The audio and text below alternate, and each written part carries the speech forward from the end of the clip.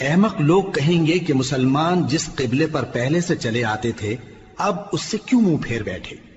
تم کہہ دو کہ مشرق اور مغرب سب اللہ ہی کا ہے، وہ جس کو چاہتا ہے سیدھے رستے پر چلاتا ہے، اور اسی طرح ہم نے تم کو امت معتدل بنایا ہے تاکہ تم لوگوں پر گواہ بنو اور پیغمبر آخر الزماں صلی اللہ علیہ وآلہ وسلم تم پر گواہ بنے۔ اور جس قبلے پر تم پہلے تھے اس کو ہم نے اس لیے مقرر کیا تھا کہ معلوم کریں کہ کون ہمارے پیغمبر کا تابع رہتا ہے اور کون الٹے پاؤں پھر جاتا ہے۔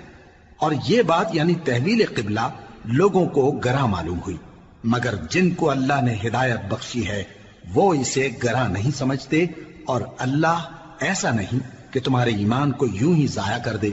اللہ تو لوگوں پر بڑا مہربان ہے، صاحب رحمت ہے۔ اے پیغمبر صلی اللہ علیہ وآلہ وسلم، ہم تمہارا آسمان کی طرف منہ اٹھانا دیکھ رہے ہیں، سو ہم تم کو اسی قبلے کی طرف جس کو تم پسند کرتے ہو منہ کرنے کا حکم دیں گے۔ تو اپنا منہ مسجد حرام یعنی خانہ کعبہ کی طرف پھیر لو، اور تم لوگ جہاں ہوا کرو نماز پڑھنے کے وقت اسی مسجد کی طرف منہ کر لیا کرو۔ اور جن لوگوں کو کتاب دی گئی ہے وہ خوب جانتے ہیں کہ یہ نیا قبلہ ان کے پروردگار کی طرف سے حق ہے، اور جو کام یہ لوگ کرتے ہیں اللہ ان سے بے خبر نہیں۔ اور اگر تم ان اہل کتاب کے پاس تمام نشانیاں بھی لے کر آؤ تو بھی یہ تمہارے قبلے کی پیروی نہ کریں، اور تم بھی ان کے قبلے کی پیروی کرنے والے نہیں ہو، اور ان میں سے بھی بعض کے قبلے کے پیرو نہیں۔ اور اگر تم باوجود اس کے کہ تمہارے پاس علم یعنی اللہ کا حکم آ چکا ہے ان کی خواہشوں کے پیچھے چلو گے تو ظالموں میں ہو جاؤ گے۔ جن لوگوں کو ہم نے کتاب دی ہے وہ ان پیغمبر آخر الزماں صلی اللہ علیہ وآلہ وسلم کو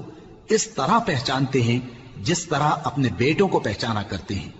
مگر ایک فریق ان میں سے سچی بات کو جان بوجھ کر چھپا رہا ہے۔ اے پیغمبر صلی اللہ علیہ وآلہ وسلم، یہ نیا قبلہ تمہارے پروردگار کی طرف سے حق ہے، تو تم ہرگز شک کرنے والوں میں نہ ہونا، اور ہر ایک شخص کے لیے ایک سمت مقرر ہے جدھر وہ عبادت کے وقت منہ کیا کرتا ہے، تو تم نیکیوں میں سبقت حاصل کرو۔ تم جہاں ہوگے اللہ تم سب کو جمع کرے گا، بے شک اللہ ہر چیز پر قادر ہے۔ اور تم جہاں سے نکلو نماز میں اپنا منہ مسجد حرام کی طرف کر لیا کرو، بے شبہ یہ تمہارے پروردگار کی طرف سے حق ہے، اور تم لوگ جو کچھ کرتے ہو اللہ اس سے بے خبر نہیں۔ اور تم جہاں سے نکلو مسجد حرام کی طرف منہ کر کے نماز پڑھا کرو، اور مسلمانوں تم جہاں ہوا کرو اسی مسجد کی طرف رخ کیا کرو۔ یہ تاکید اس لیے کی گئی ہے کہ لوگ تم کو کسی طرح کا الزام نہ دے سکیں، مگر ان میں سے جو ظالم ہیں وہ الزام دیں تو دیں، سو ان سے مت ڈرنا اور مجھی سے ڈرتے رہنا، اور یہ بھی مقصود ہے کہ میں تم کو اپنی تمام نعمتیں بخشوں، اور یہ بھی کہ تم راہ راست پر چلو۔ جس طرح من جملہ اور نعمتوں کے ہم نے تمہیں میں سے ایک رسول بھیجے ہیں جو تم کو ہماری آیتیں پڑھ پڑھ کر سناتے اور تمہیں پاک بناتے، اور کتاب یعنی قرآن اور دانائی سکھاتے ہیں، اور ایسی باتیں بتاتے ہیں جو تم پہلے نہیں جانتے تھے، سو تم مجھے یاد کیا کرو، میں تمہیں یاد کیا کروں گا، اور میرا احسان مانتے رہنا اور میری ناشکری نہ کرنا۔ اے ایمان والو، صبر اور نماز سے مدد لیا کرو، بے شک اللہ صبر کرنے والوں کے ساتھ ہے۔ اور جو لوگ اللہ کی راہ میں مارے جائیں ان کی نسبت یہ نہ کہنا کہ وہ مرے ہوئے ہیں، وہ مردہ نہیں بلکہ زندہ ہیں، لیکن تم کو شعور نہیں۔ اور ہم کسی قدر خوف اور بھوک اور مال اور جانوں اور میووں کے نقصان سے تمہاری آزمائش کریں گے، اور صبر کرنے والوں کو بشارت سنا دو کہ ان لوگوں پر جب کوئی مصیبت واقع ہوتی ہے تو کہتے ہیں کہ ہم اللہ ہی کا مال ہیں اور اسی کی طرف لوٹ کر جانے والے ہیں۔ یہی لوگ ہیں جن پر ان کے پروردگار کی عنایتیں ہیں اور خصوصی رحمت بھی ہے، اور یہی سیدھے رستے پر ہیں۔ بے شک کوہ صفا اور مروہ اللہ کی نشانیوں میں سے ہیں، تو جو شخص خانہ کعبہ کا حج یا عمرہ کرے اس پر کچھ گناہ نہیں کہ دونوں کے درمیان چکر لگائے، بلکہ یہ ایک نیک کام ہے، اور جو کوئی نیک کام کرے تو اللہ قدردان ہے، دانا ہے۔ جو لوگ ہمارے حکموں اور ہدایتوں کو جو ہم نے نازل کی ہیں کسی غرض فاسد سے چھپاتے ہیں، باوجود کہ ہم نے ان کو لوگوں کے سمجھانے کے لیے اپنی کتاب میں کھول کھول کر بیان کر دیا ہے۔ ایسوں پر اللہ اور تمام لعنت کرنے والے لعنت کرتے ہیں۔ ہاں، جو توبہ کرتے ہیں اور اپنی حالت درست کر لیتے ہیں اور احکام الہی کو صاف صاف بیان کر دیتے ہیں تو میں ان کے قصور معاف کر دیتا ہوں، اور میں بڑا معاف کرنے والا بڑا مہربان ہوں۔ جو لوگ کافر ہوئے اور کافر ہی مرے، ایسوں پر اللہ کی اور فرشتوں کی اور انسانوں کی سب کی لعنت، وہ ہمیشہ اسی لعنت میں گرفتار رہیں گے۔ ان سے نہ تو عذاب ہلکا ہی کیا جائے گا اور نہ انہیں کچھ مہلت ملے گی۔ اور لوگوں، تمہارا معبود ایک ہی معبود ہے، اس بڑے مہربان اور رحم والے کے سوا کوئی عبادت کے لائق نہیں۔ بے شک آسمانوں اور زمین کے پیدا کرنے میں اور رات اور دن کے ایک دوسرے کے پیچھے آنے جانے میں اور کشتیوں اور جہازوں میں جو سمندر میں لوگوں کے فائدے کے لیے رواں ہیں، اور میں جس کو اللہ آسمان سے برساتا اور اس سے زمین کو اس کے مردہ ہو جانے کے بعد زندہ یعنی خشک ہو جانے کے بعد سرسبز کر دیتا ہے، اور زمین پر ہر قسم کے جانور پھیلانے میں اور ہواؤں کے چلانے میں اور بادلوں میں جو آسمان اور زمین کے درمیان گھرے رہتے ہیں، عقل مندوں کے لیے اللہ کی قدرت کی نشانیاں ہیں۔ اور بعض لوگ ایسے ہیں جو غیر اللہ کو اللہ کا شریک بناتے اور ان سے اللہ کی سی محبت کرتے ہیں،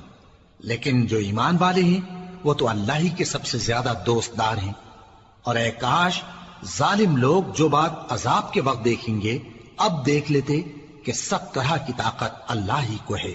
اور یہ کہ اللہ سخت عذاب کرنے والا ہے۔ اس دن کفر کے پیشوا اپنے پیروں سے بیزاری ظاہر کریں گے اور دونوں عذاب الہی دیکھ لیں گے اور ان کے آپس کے تعلقات منقطع ہو جائیں گے۔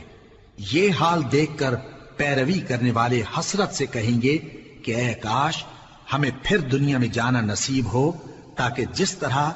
یہ ہم سے بیزار ہو رہے ہیں اسی طرح ہم بھی ان سے بیزار ہوں۔ اس طرح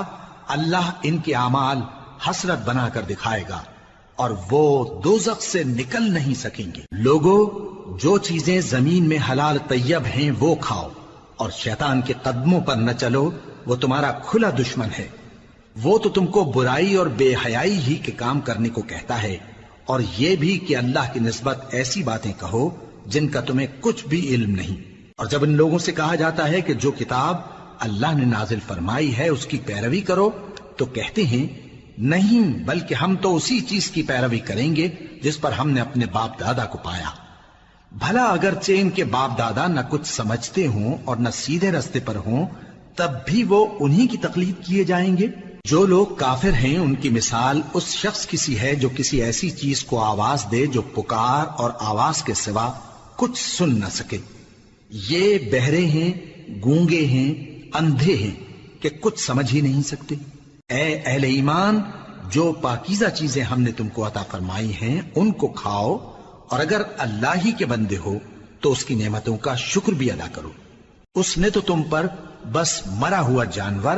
اور لہو اور سور کا گوشت اور جس چیز پر اللہ کے سوا کسی اور کا نام پکارا جائے حرام کر دیا ہے۔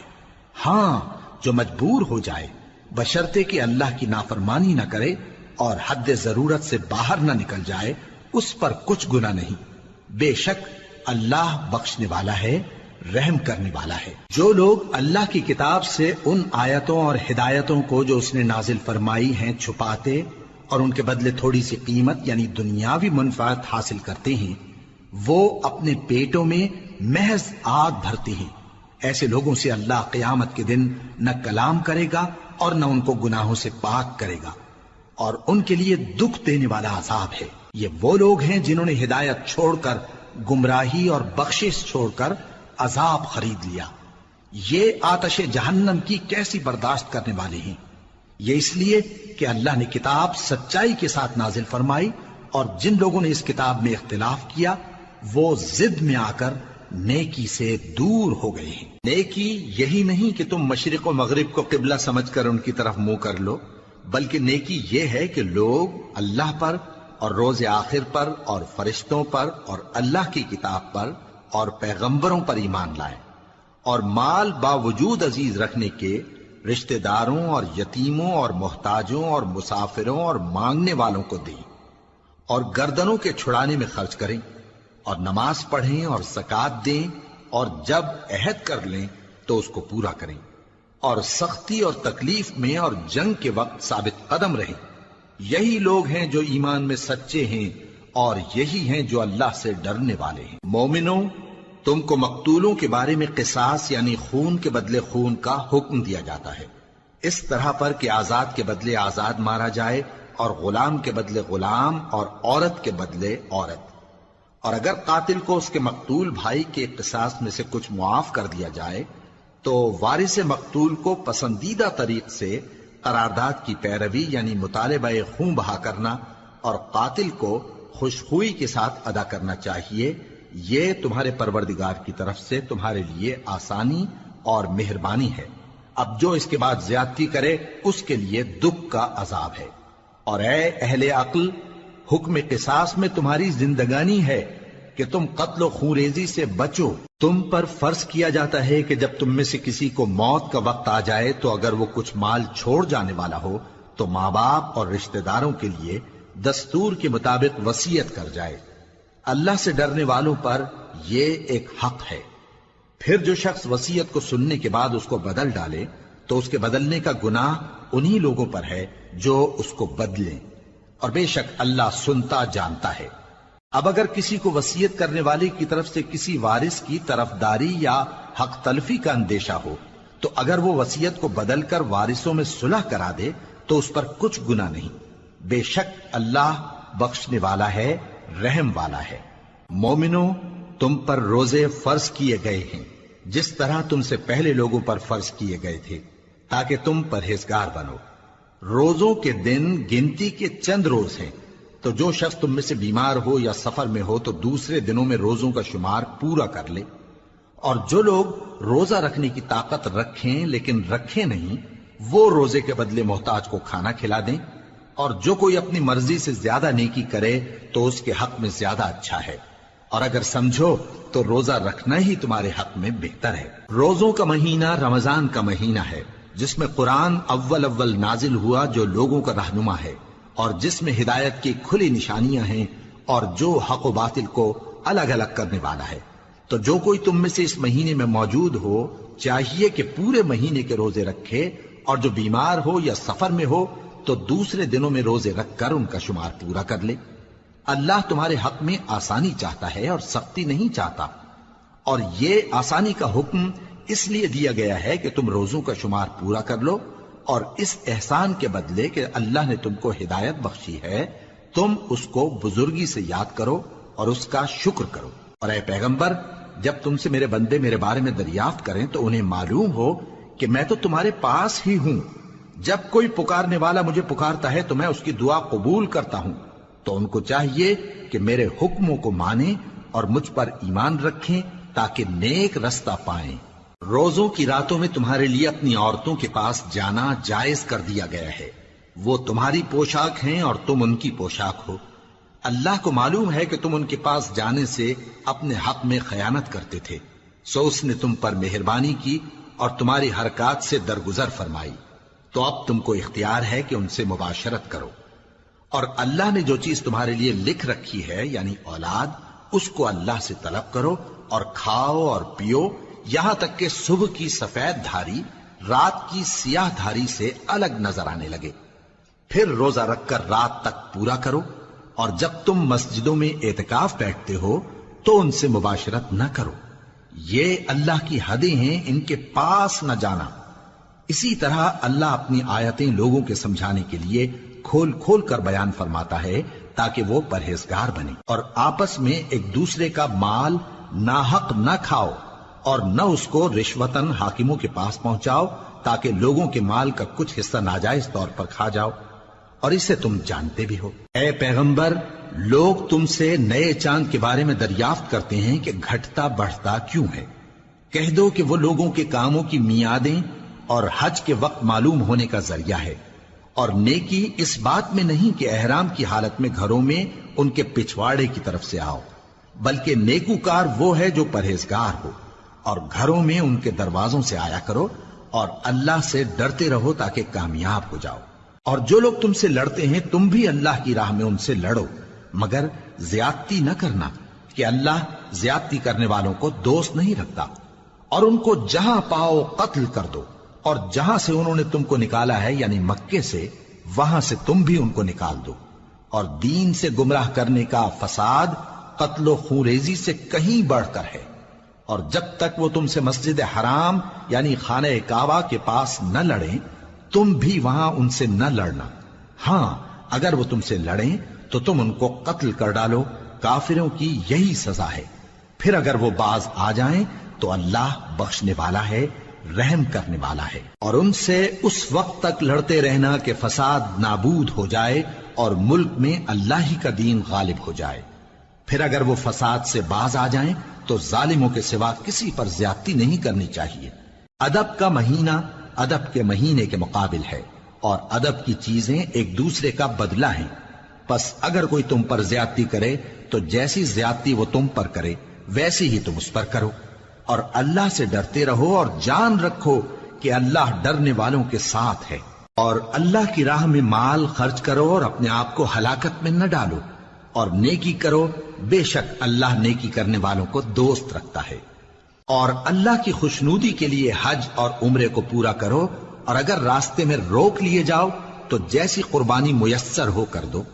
اور جب تک قربانی اپنے مقام پر نہ پہنچ جائے سر نہ منڈاؤ۔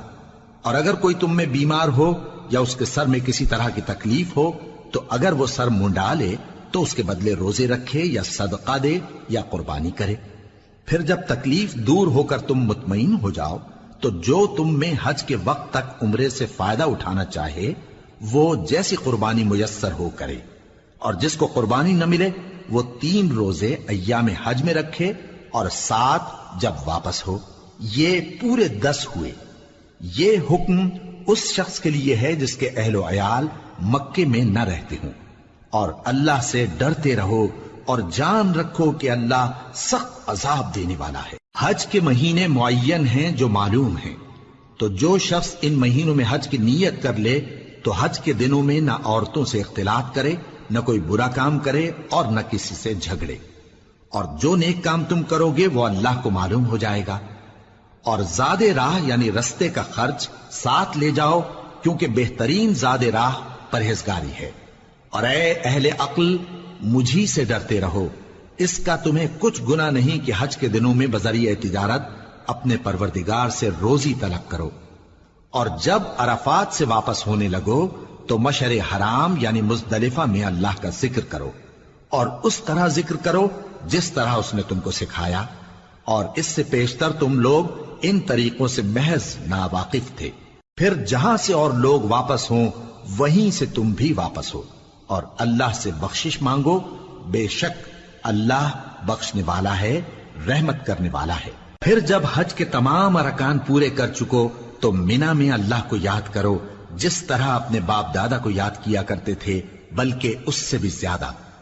اور بعض لوگ ایسے ہیں جو اللہ سے التجا کرتے ہیں کہ اے پروردگار ہم کو جو دینا ہے دنیا ہی میں دے دے، اور ایسے لوگوں کا آخرت میں کچھ حصہ نہیں۔ اور بعض ایسے ہیں کہ دعا کرتے ہیں کہ پروردگار ہم کو دنیا میں بھی نعمت عطا فرما اور آخرت میں بھی نعمت بخشیو اور دوزخ کے عذاب سے محفوظ رکھیو۔ یہی لوگ ہیں جن کے لیے ان کے کاموں کا حصہ یعنی اجر نیک تیار ہے، اور اللہ جلد حساب لینے والا ہے۔ اور قیام منا کے دنوں میں جو گنتی کے دن ہیں اللہ کو یاد کرو۔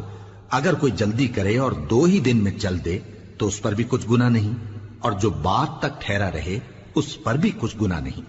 یہ باتیں اس شخص کے لیے ہیں جو اللہ سے ڈرے، اور تم لوگ اللہ سے ڈرتے رہو اور جان رکھو کہ تم سب اس کے پاس جمع کیے جاؤ گے۔ اور کوئی شخص تو ایسا ہے جس کی گفتگو دنیا کی زندگی میں تم کو دلکش معلوم ہوتی ہے، اور وہ اپنے معافی ضمیر پر یعنی اس بات پر جو اس کے دل میں ہے اللہ کو گواہ بناتا ہے، حالانکہ وہ سخت جھگڑالو ہے۔ اور جب پیٹ پھیر کر چلا جاتا ہے تو زمین میں دوڑتا پھرتا ہے تاکہ اس میں فتنہ انگیزی کرے اور کھیتی کو برباد اور انسانوں اور حیوانوں کی نسل کو نابود کر دے، اور اللہ فتنہ انگیزی کو پسند نہیں کرتا۔ اور جب اس سے کہا جاتا ہے کہ اللہ سے خوف کر تو غرور اس کو گناہ میں پھنسا دیتا ہے، سو اس کو جہنم کافی ہے اور وہ بہت برا ٹھکانہ ہے۔ اور کوئی شخص ایسا ہے کہ اللہ کی خوشنودی حاصل کرنے کے لیے اپنی جان بیچ ڈالتا ہے، اور اللہ بندوں پر بہت مہربان ہے۔ مومنو، اسلام میں پورے پورے داخل ہو جاؤ اور شیطان کے پیچھے نہ چلو، وہ تو تمہارا کھلا دشمن ہے۔ پھر اگر تم احکام روشن پہنچ جانے کے بعد لڑکھڑا جاؤ تو جان رکھو کہ اللہ غالب ہے، حکمت والا ہے۔ کیا یہ لوگ اسی بات کے منتظر ہیں کہ ان پر اللہ کا عذاب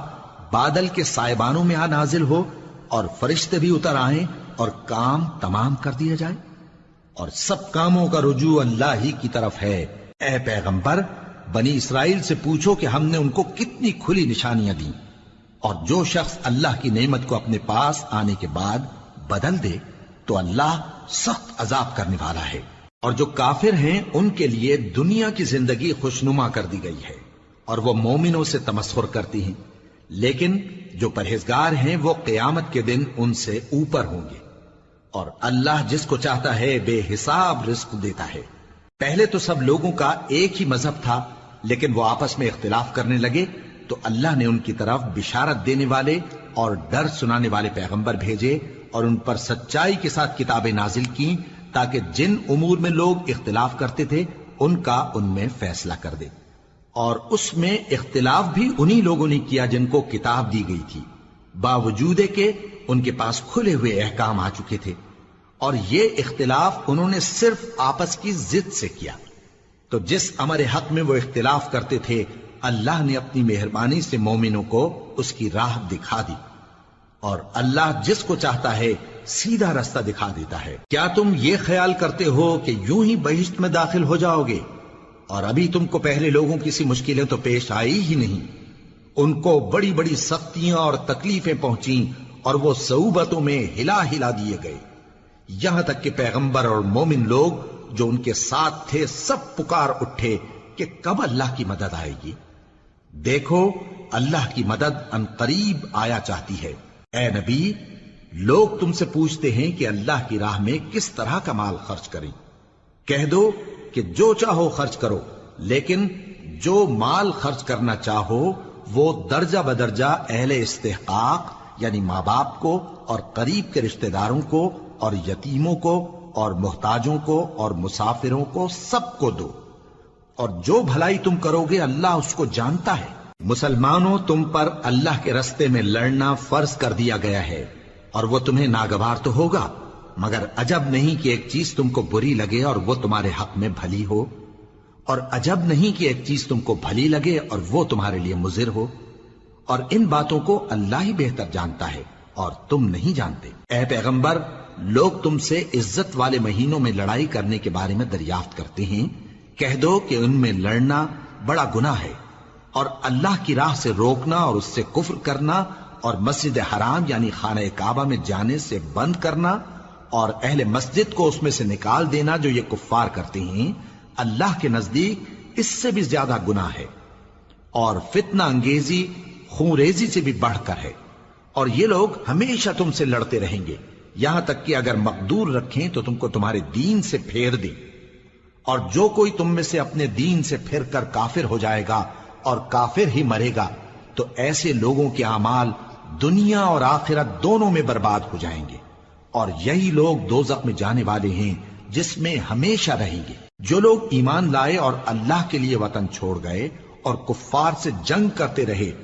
وہی اللہ کی رحمت کے امیدوار ہیں، اور اللہ بخشنے والا ہے، رحمت کرنے والا ہے۔ اے پیغمبر، لوگ تم سے شراب اور جوئے کا حکم دریافت کرتے ہیں، کہہ دو کہ ان میں گناہ بڑے ہیں اور لوگوں کے لیے کچھ فائدے بھی ہیں،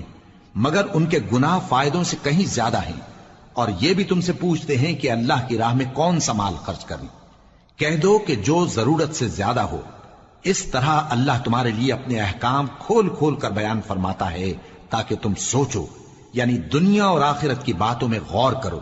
اور تم سے یتیموں کے بارے میں بھی دریافت کرتے ہیں، کہہ دو کہ ان کی حالت کی اصلاح بہت اچھا کام ہے، اور اگر تم ان سے مل جل کر رہنا یعنی خرچ اکٹھا رکھنا چاہو تو وہ تمہارے بھائی ہیں، اور اللہ خوب جانتا ہے کہ خرابی کرنے والا کون ہے اور اصلاح کرنے والا کون۔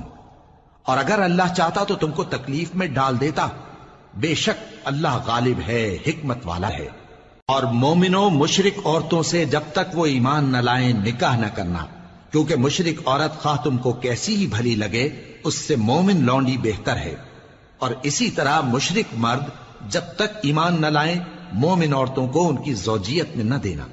کیونکہ مشرک مرد سے خواہ وہ تم کو کیسا ہی بھلا لگے مومن غلام بہتر ہے۔ یہ مشرک لوگوں کو دوزخ کی طرف بلاتی ہیں، اور اللہ اپنی مہربانی سے بہشت اور بخشش کی طرف بلاتا ہے، اور اپنے حکم لوگوں سے کھول کھول کر بیان کرتا ہے تاکہ نصیحت حاصل کریں۔ اور تم سے حیض کے بارے میں دریافت کرتے ہیں،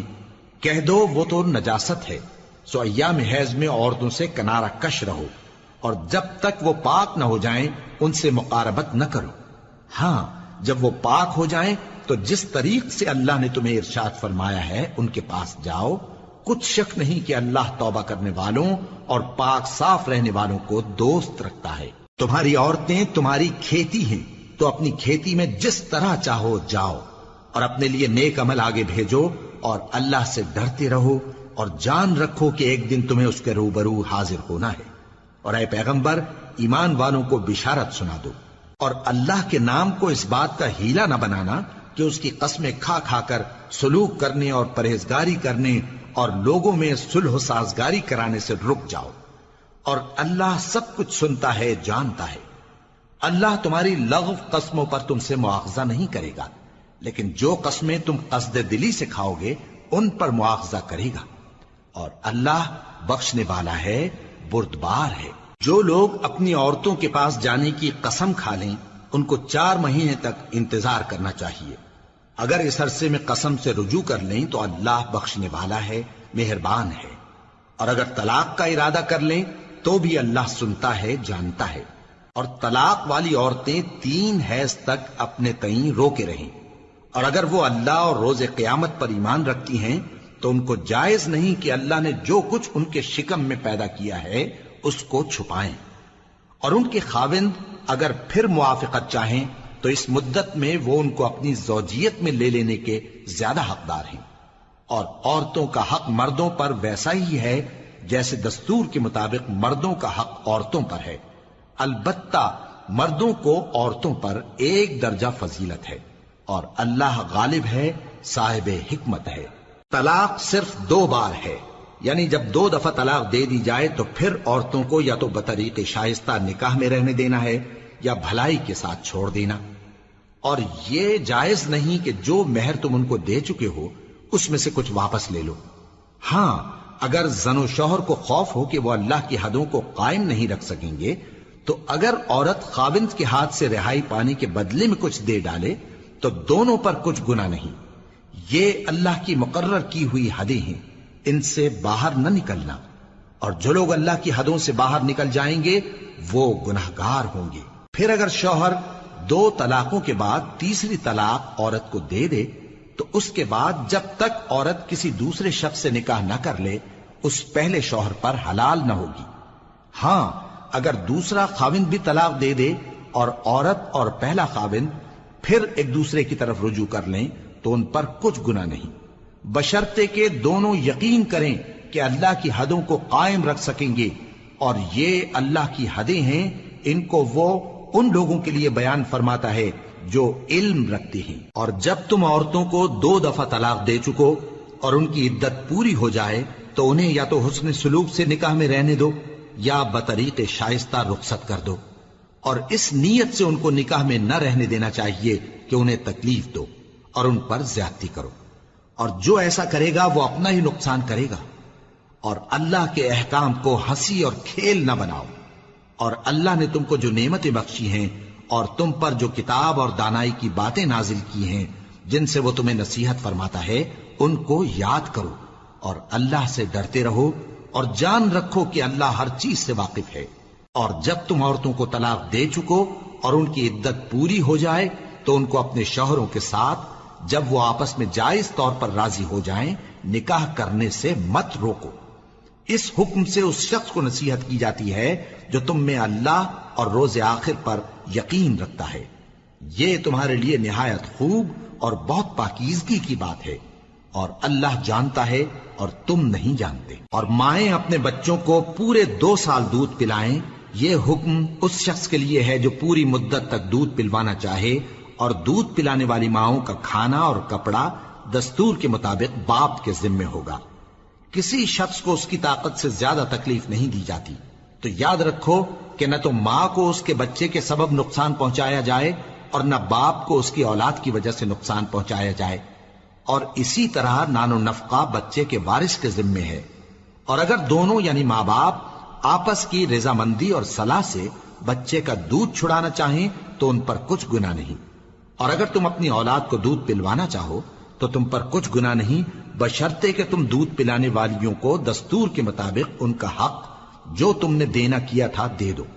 اور اللہ سے ڈرتے رہو اور جان رکھو کہ جو کچھ تم کرتے ہو اللہ اس کو دیکھ رہا ہے۔ اور جو لوگ تم میں سے مر جائیں اور عورتیں چھوڑ جائیں تو وہ عورتیں 4 مہینے اور 10 دن اپنے آپ کو روکے رہیں، اور جب یہ عدت پوری کر چکیں اور اپنے حق میں پسندیدہ کام یعنی نکاح کر لیں تو تم پر کچھ گناہ نہیں، اور اللہ تمہارے سب کاموں سے واقف ہے۔ اگر تم اشارے کنائے میں عورتوں کو نکاح کا پیغام بھیجو یا نکاح کی خواہش کو اپنے دلوں میں مخفی رکھو تو تم پر کچھ گناہ نہیں۔ اللہ کو معلوم ہے کہ تم ان سے نکاح کا ذکر کرو گے، مگر ایام عدت میں اس کے سوا کے دستور کے مطابق کوئی بات کہہ دو، پوشیدہ طور پر ان سے قول و قرار نہ کرنا، اور جب تک عدت پوری نہ ہو لے نکاح کا پختہ ارادہ نہ کرنا، اور جان رکھو کہ جو کچھ تمہارے دلوں میں ہے اللہ کو سب معلوم ہے، تو اس سے ڈرتے رہو اور جان رکھو کہ اللہ بخشنے والا ہے، حلم والا ہے۔ اور اگر تم عورتوں کو ان کے پاس جانے یا ان کا مہر مقرر کرنے سے پہلے طلاق دے دو تو تم پر کچھ گناہ نہیں، ہاں ان کو دستور کے مطابق کچھ خرچ ضرور دو، یعنی مقدور والا اپنے مقدور کے مطابق دے اور تنگ دست اپنی حیثیت کے مطابق۔ نیک لوگوں پر یہ ایک طرح کا حق ہے۔ اور اگر تم عورتوں کو ان کے پاس جانے سے پہلے طلاق دے دو لیکن مہر مقرر کر چکے ہو تو آدھا مہر دینا ہوگا۔ ہاں اگر عورتیں مہر بخش دیں یا مرد جن کے ہاتھ میں عقد نکاح ہے اپنا حق چھوڑ دیں اور پورا مہر دے دیں تو ان کو اختیار ہے۔ اور اگر تم مرد لوگ ہی اپنا حق چھوڑ دو تو یہ پرہیزگاری کی بات ہے، اور آپس میں بھلائی کرنے کو فراموش نہ کرنا۔ کچھ شک نہیں کہ اللہ تمہارے سب کاموں کو دیکھ رہا ہے۔ مسلمانوں، سب نمازیں خصوصاً بیچ کی نماز یعنی نماز عصر پورے اہتمام کے ساتھ ادا کرتے رہو اور اللہ کے آگے ادب سے کھڑے رہا کرو۔ پھر اگر تم خوف کی حالت میں ہو تو پیادے یا سوار جس حال میں ہو نماز پڑھ لو۔ پھر جب امن و اطمینان ہو جائے تو جس طریق سے اللہ نے تم کو سکھایا ہے جو تم پہلے نہیں جانتے تھے اللہ کو یاد کرو۔ اور جو لوگ تم میں سے مر جائیں اور عورتیں چھوڑ جائیں وہ اپنی عورتوں کے حق میں وصیت کر جائیں کہ ان کو 1 سال تک خرچ دیا جائے اور گھر سے نہ نکالی جائیں۔ ہاں اگر وہ خود گھر سے چلی جائیں اور اپنے حق میں پسندیدہ کام یعنی نکاح کر لیں تو تم پر کچھ گناہ نہیں، اور اللہ زبردست ہے، حکمت والا ہے۔ اور مطلقہ عورتوں کو بھی دستور کے مطابق نان و نفقہ دینا چاہیے، پرہیزگاروں پر یہ بھی حق ہے۔ اسی طرح اللہ اپنے احکام تمہارے لیے بیان فرماتا ہے تاکہ تم سمجھو۔ بھلا تم نے ان لوگوں کو نہیں دیکھا جو شمار میں ہزاروں ہی تھے اور موت کے ڈر سے اپنے گھروں سے نکل بھاگے تھے، تو اللہ نے ان کو حکم دیا کہ مر جاؤ، پھر ان کو زندہ بھی کر دیا۔ کچھ شک نہیں کہ اللہ لوگوں پر مہربانی رکھتا ہے، لیکن اکثر لوگ شکر نہیں کرتے۔ اور مسلمانوں، اللہ کی راہ میں جہاد کرو اور جان رکھو کہ اللہ سب کچھ سنتا ہے، سب کچھ جانتا ہے۔ کون ہے کہ اللہ کو قرض حسنہ دے کہ وہ اس کے بدلے اس کو کئی گنا زیادہ دے گا، اور اللہ ہی روزی کو تنگ کرتا اور وہی اسے کشادہ کرتا ہے، اور تم اسی کی طرف لوٹ کر جاؤ گے۔ بھلا تم نے بنی اسرائیل کی ایک جماعت کو نہیں دیکھا جس نے موسیٰ کے بعد اپنے پیغمبر سے کہا کہ آپ ہمارے لیے ایک بادشاہ مقرر کر دیں تاکہ ہم اللہ کی راہ میں جہاد کریں؟ پیغمبر نے کہا کہ اگر تم کو جہاد کا حکم دیا جائے تو ایسا تو نہیں کہ لڑنے سے پہلو تہی کرو۔ وہ کہنے لگے کہ ہم اللہ کی راہ میں کیوں نہ لڑیں گے جبکہ ہم وطن سے خارج اور بال بچوں سے جدا کر دیے گئے۔ پھر جب ان کو جہاد کا حکم دیا گیا تو چند اشخاص کے سوا سب پھر گئے، اور اللہ ظالموں سے خوب واقف ہے۔ اور پیغمبر نے ان سے یہ بھی کہا کہ اللہ نے تم پر طالوت کو بادشاہ مقرر فرمایا ہے وہ بولے کہ اسے ہم پر بادشاہی کا حق کیوں کر ہو سکتا ہے؟ اس سے بڑھ کر بادشاہی کے مستحق تو ہم ہیں، اور اس کے پاس تو بہت سی دولت بھی نہیں۔ پیغمبر نے کہا کہ اللہ نے اس کو تم پر فضیلت دی ہے اور بادشاہی کے لیے منتخب فرمایا ہے۔ اس نے اسے علم بھی بہت سا بخشا ہے اور تن و توش بھی بڑا عطا کیا ہے، اور اللہ کو اختیار ہے جسے چاہے بادشاہی بخشے، وہ بڑا کشائش والا ہے، دانا ہے۔ اور پیغمبر نے ان سے کہا کہ ان کی یعنی طالوت کی بادشاہی کی نشانی یہ ہے کہ تمہارے پاس وہ صندوق آئے گا جس کو فرشتے اٹھائے ہوئے ہوں گے، اس میں تمہارے پروردگار کی طرف سے تسلی بخشنے والی چیز ہوگی اور کچھ اور چیزیں بھی ہوں گی جو موسیٰ اور ہارون چھوڑ گئے تھے۔ اگر تم ایمان رکھتے ہو تو یہ تمہارے لیے ایک بڑی نشانی ہے۔ غرض جب طالوت فوجیں لے کر روانہ ہوا تو اس نے ان سے کہا کہ اللہ ایک نہر سے تمہاری آزمائش کرنے والا ہے، جو شخص اس میں سے پانی پی لے گا اس کی نسبت تصور کیا جائے گا کہ وہ میرا نہیں، اور جو نہ پیے گا وہ سمجھا جائے گا کہ میرا ہے۔ ہاں اگر کوئی ہاتھ سے چلو بھر پانی لے لے تو خیر۔ جب وہ لوگ نہر پر پہنچے تو چند آدمیوں کے سوا سب نے پانی پی لیا۔ پھر جب طالوت اور مومن لوگ جو اس کے ساتھ تھے نہر کے پار ہو گئے تو کہنے لگے کہ آج ہم میں جالوت اور اس کے لشکر سے مقابلہ کرنے کی طاقت نہیں۔ جو لوگ یقین رکھتے تھے کہ ان کو اللہ کے روبرو حاضر ہونا ہے، وہ کہنے لگے کہ بسا اوقات تھوڑی سی جماعت نے اللہ کے حکم سے بڑی جماعت پر فتح حاصل کی ہے، اور اللہ ثابت قدم رہنے والوں کے ساتھ ہے۔ اور جب وہ لوگ جالوت اور اس کے لشکر کے مقابل میں آئے تو اللہ سے دعا کی کہ اے پروردگار، ہم پر صبر کے دہانے کھول دے اور ہمیں لڑائی میں ثابت قدم رکھ اور لشکر کفار پر فتح یاب کر۔ تو طالوت کی فوج نے اللہ کے حکم سے ان کو شکست دے دی، اور داؤد نے جالوت کو قتل کر ڈالا، اور اللہ نے ان کو بادشاہی اور دانائی بخشی اور جو کچھ چاہا سکھایا۔ اور اگر اللہ لوگوں کو ایک دوسرے پر چڑھائی اور حملہ کرنے سے نہ ہٹاتا رہتا تو کرۂ ارض تباہ ہو جاتا، لیکن اللہ اہل عالم پر بڑا مہربان ہے۔ یہ اللہ کی آیتیں ہیں جو ہم تم کو سچائی کے ساتھ پڑھ کر سناتے ہیں، اور اے محمد صلی اللہ علیہ وآلہ وسلم، تم بلا شبہ پیغمبروں میں سے